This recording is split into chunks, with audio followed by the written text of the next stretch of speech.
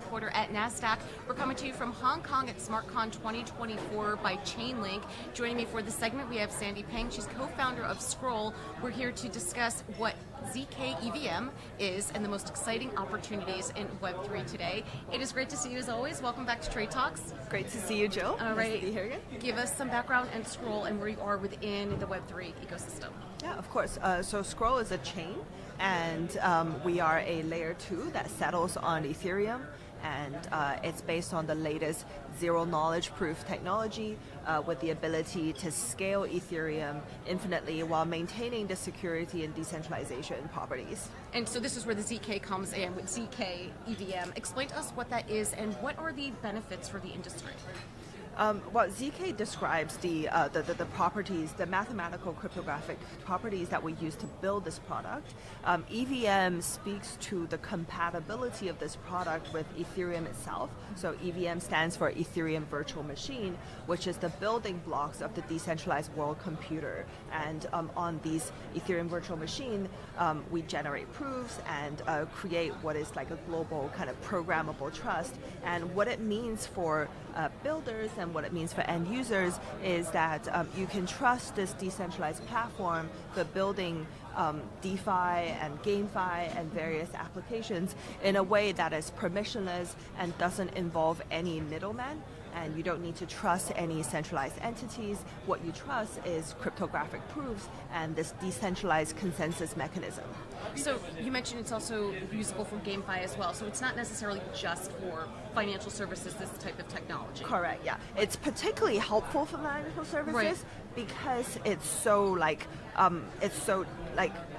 using math as a trust base, right, and so and then zkEVM has the property of instant finality. It means when I transfer to you, it arrives instantly. And that is a major improvement to any kind of payment-related transfers in the current financial system, where it takes multiple days to settle. So the payment might seem like it's registered, but in terms of what happens on the back end, it takes a few days to settle. With zkEVM, it settles instantly, and that is helpful for payment-related use cases. It's helpful for anything financial-related, where movement of capital or liquidity, the velocity of liquidity matters for the bottom line. So any kind of high-frequency trading or that kind of use case. And for GameFi, there are a few really interesting properties coming up, such as gasless transactions and also account abstraction, onboarding to make the gamer's experience as seamless as Web2. What's the broader vision for Scroll? What's coming next? So I think we've been we launched our mainnet a year ago, and this year we've sufficiently battle tested our product, and we're very confident with the throughput, the performance, the uptime, the reliability, as well as the compatibility of the core product. So what's coming up next is going to be some very adventurous and also aggressive distribution-related moves. So we're going to be focusing on kind of communicating what this product can do for developers and organizations, and also doing a few build-outs that it's going to make the onboarding experience of net new users very seamless. So what we've witnessed over the last year is that there hasn't been any new retail coming into crypto.